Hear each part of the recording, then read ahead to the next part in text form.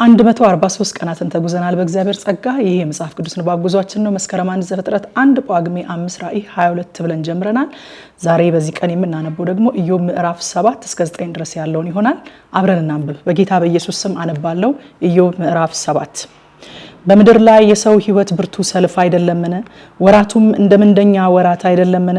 አገልጋይ ጥላ እንደሚመኝ ምንደኛም ደሞዙን እንደሚጠብቅ እንዲሁ ዕጣዬ የከንቱ ወራት ሆነብኝ። የድካምም ሌሊት ተወሰነችልኝ። በተኛው ጊዜ መቼ እነሳለሁ እላለሁ። ሌሊቱ ግን ይረዝማል፣ እስኪነጋም ድረስ እገለባበጣለሁ። ስጋዬ ትልና ጓል ለብሷል፣ ቁርበቴ ያፈከፍካል፣ እንደገናም ይመግላል። ዘመኔ ከሸማኔ መወርወሪያ ይልቅ ይቸኩላል፣ ያለ ተስፋም ያልቃል።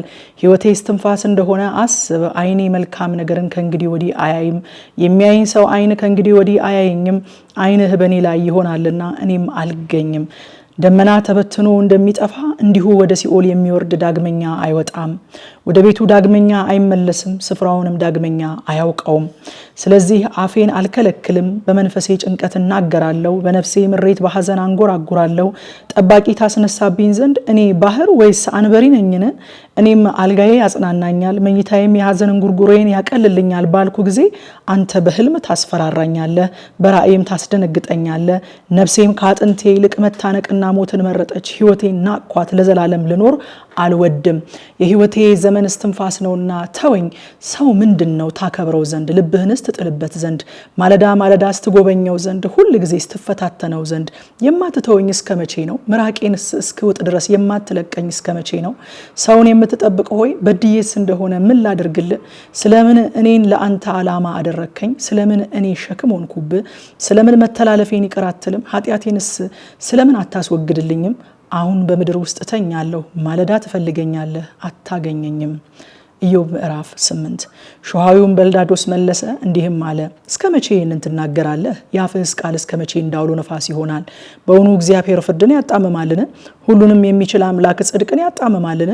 ልጆችህ በድለውት እንደሆነ እርሱ በበደላቸው እጅ ጥሏቸዋል። እግዚአብሔርን ብትገሰግስ ሁሉን የሚችለውንም አምላክ ብትለምን ንጹሕና ቅን ብትሆን በእውነት አሁን ስለ አንተ ይነቃል፣ የጽድቅህንም መኖሪያ ያከናውንልሃል። ጅማሬ ታናሽ ቢሆንም እንኳ ፍጻሜህ እጅግ ይበዛል። ዘመናችን በምድር ላይ እንደ ጥላ ነውና እኛ የትናንት ብቻ ነን፣ ምንም አናውቅም። ስለዚህ የቀደመውን ትውልድ ጠይቅ፣ አባቶቻቸውም ለመረመሩት ነገር ትጋ። እነርሱ የሚያስተምሩህና የሚነግሩህን ቃልም ከልባቸውም የሚያወጡ አይደሉምን? በውኑ ደንገል ረግረግ በሌለበት መሬት ይበቅላልን?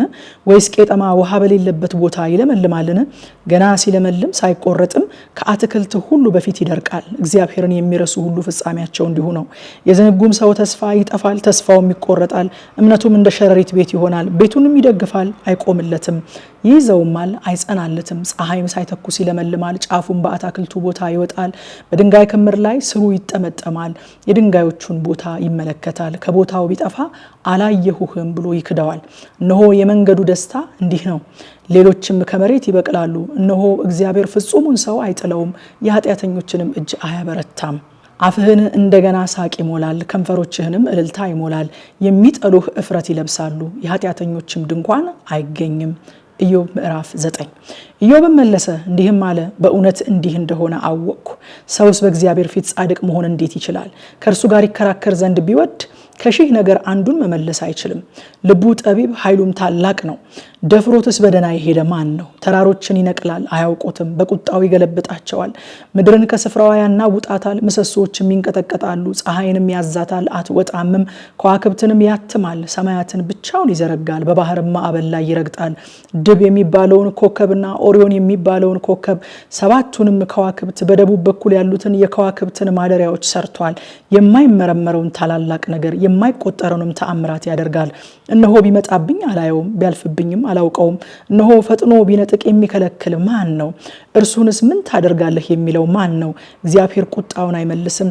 ከእርሱ በታች ረዓብን የሚረዱ ይዋረዳሉ።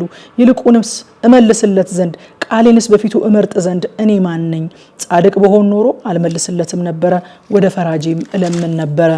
በጠራው እርሱ ቢመልስልኝ ኖሮ ቃሌን እንደሰማ አላምንም ነበረ። በአውሎ ንፋስ ይሰብረኛል፣ ቁስሌንም ያለ ምክንያት ያበዛል።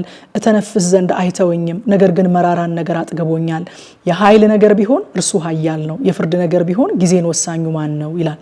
ጻድቅ በሆነ አፌ ይወቅሰኛል፣ ፍጹምም በሆን ጠማማ ያደርገኛል። ፍጹም ነኝ፣ ራሴን አልመለከትም፣ ሕይወቴንም እንቃታለሁ።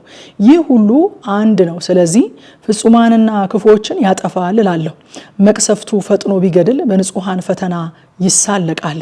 ምድር በኃጥአን እጅ ተሰጥታለች፣ የፈራጆቿን ፊት ሸፍኗል። እርሱ ካልሆነ ማን ነው? ዘመኔ ከሚሮጥ ሰው ይልቅ ይፈጥናል፣ ይሸሻል፣ መልካምንም አያይም። የደንገል ታንኳ እንደሚፈጥን ንስርም ወደ ንጥቂያው እንደሚበር ያልፋል። እኔ የሐዘንን ጉርጉሮዬን እረሳለሁ፣ ፊቴን መልሼ እጽናናለሁ ብል ንጹሕ እንደማታደርገኝ እኔ ያውቃለሁና ከመከራዬ ሁሉ ፈራለሁ። በደለኛ እንደሚሆን ሰው እሆናለሁ፣ ስለምንስ በከንቱ ደክማለሁ? በአመዳይ ውስጥ ብታጠብ እጆቼንም እጅግ ባነጻ በአዘግጥ ውስጥ ታሰጥመኛለህ። ልብስ የሚጸየፍ እንድመልስለት አብረን ወደ ፍርድ እንገባ ዘንድ እርሱ እንደኔ ሰው አይደለም። እጁን በሁለታችን ላይ የሚያኖር ዳኛ በመካከላችን ምን ነው በተገኘ። በትሩን ከኔ ላይ ያርቅ፣ ግርማውም አያስፈራኝ።